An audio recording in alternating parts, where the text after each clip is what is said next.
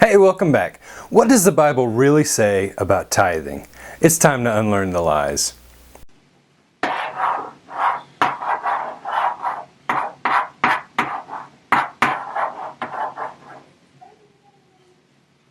It's popular in Christian churches to teach that we must tithe 10% of our paycheck to the church. But is that really what the Bible teaches? I find it quite ironic and hypocritical that the churches who teach that the law is abolished are the same ones that teach you must pay your tithe from your income. This teaching is quite popular because it ensures a steady income for the pastors. But is it biblical? What does the Bible actually tell us about tithing? The Torah instructions concerning the tithe are always about produce, grain, and livestock. And all of the tithe of the land, whether of the seed of the land or the fruit of the tree, is the Lord's. It is holy to the Lord. And concerning the tithe of the herd and of the flock, of whatever passes under the rod, the 10th one shall be holy to the Lord. Notice this is the 10th animal that you tithe on. This means if you only have 9 cows, you do not give a tithe of your cows. And if you have 19 sheep, you are only required to give one of them as a tithe. Some people will argue that the tithe was only produce and animals at that time because they did not have money. But that is completely untrue.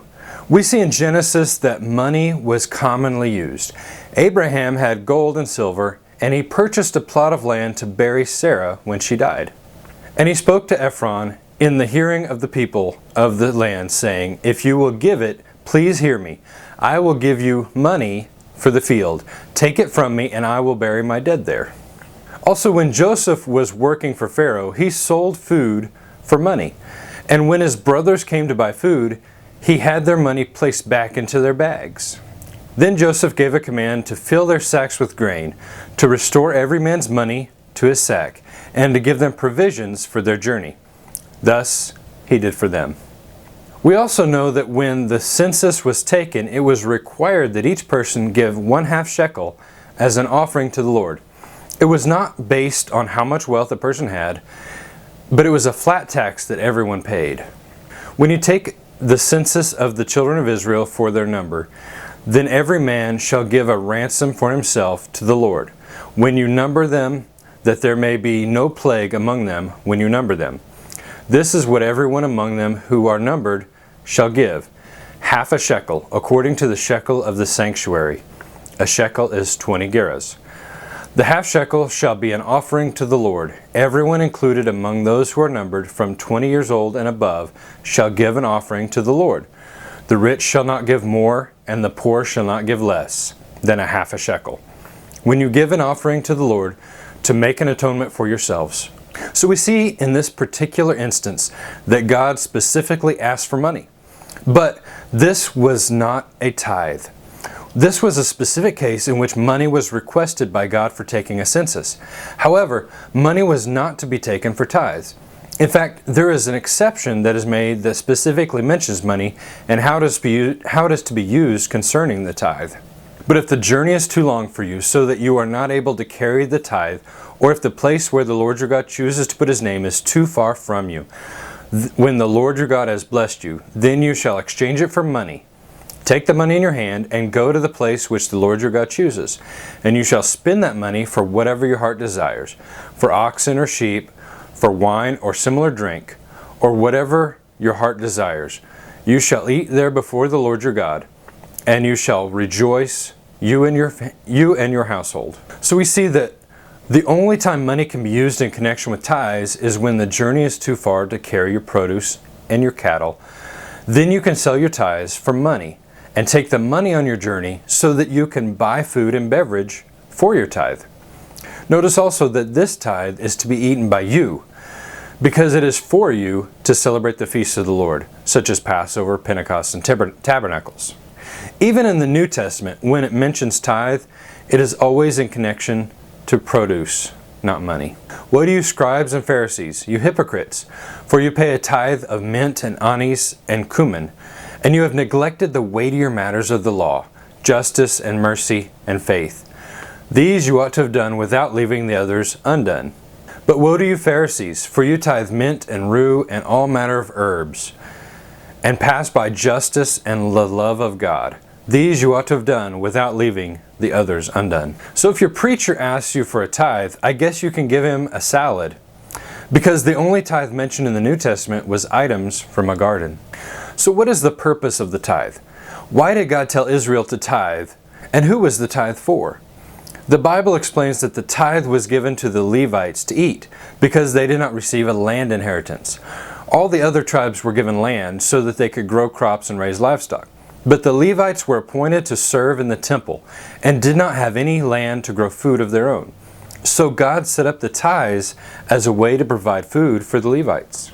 Speak thus to the Levites and say to them, when you take from the children of Israel the tithes which I have given you, from them as your inheritance, then you shall offer up a heave offering of it to the Lord, a tenth of the tithe. You may eat it in any place, and you and your households, for it is your reward for your work in the tabernacle of meeting. The tithe was for the Levites. It was not given to the rabbis or the teachers, unless of course they were Levites. In fact, Yeshua never received tithes from anyone, because he was not a Levite. Even today, Jewish rabbis do not collect tithes, because they understand that the tithes are for the Levites serving in the temple, not the rabbis. So why do so many preachers impose and require tithes from their congregations? There are two main reasons that I have found.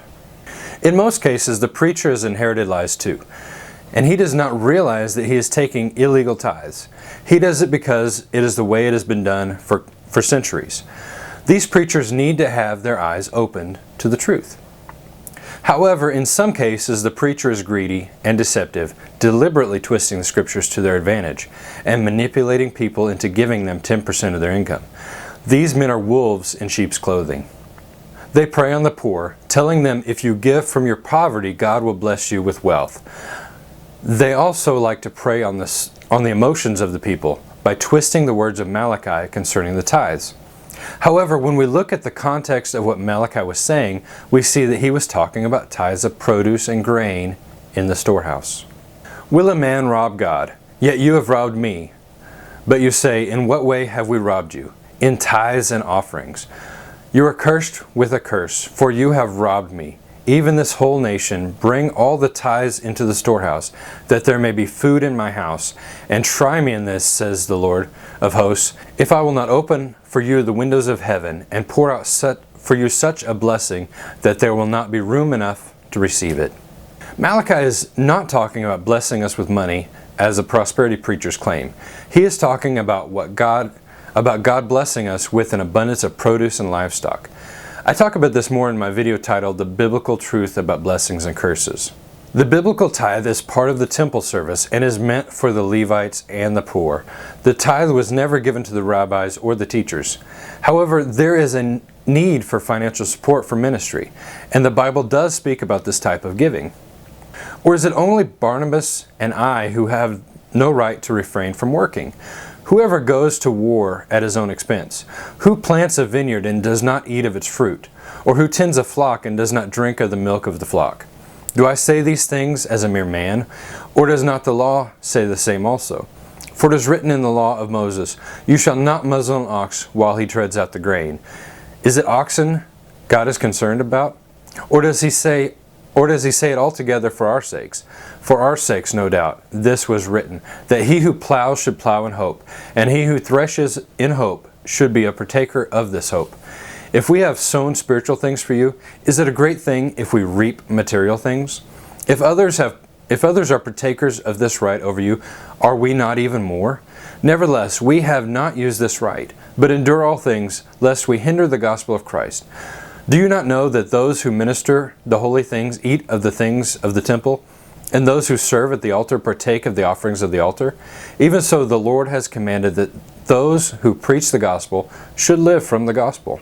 If there's a ministry that you like that is helping you to grow in your faith, then you should support that ministry, because without adequate support, that ministry will not be able to sustain itself. However, this type of support is not a tithe. If someone is dedicating their life to teaching and spreading the truth about the Bible, is it too much to ask that those who have benefited from their ministry to give a donation to help support the work of that ministry? We should be people who are willing to give and help others in need, especially if they are doing God's work. But you are not obligated to give 10% of your income. Any gift you give to support a ministry is a love gift, and you are free to give any amount you desire. This type of giving is not compulsory, but is done out of a desire to help support the ministry. I hope this teaching has helped to clear up the subject of tithing, and has given you a new perspective on giving to support a ministry. Thanks for watching this video. Post your questions and comments below. If you like this video, give it a thumbs up. And if you want to see more videos like this, subscribe to my channel. See you next time.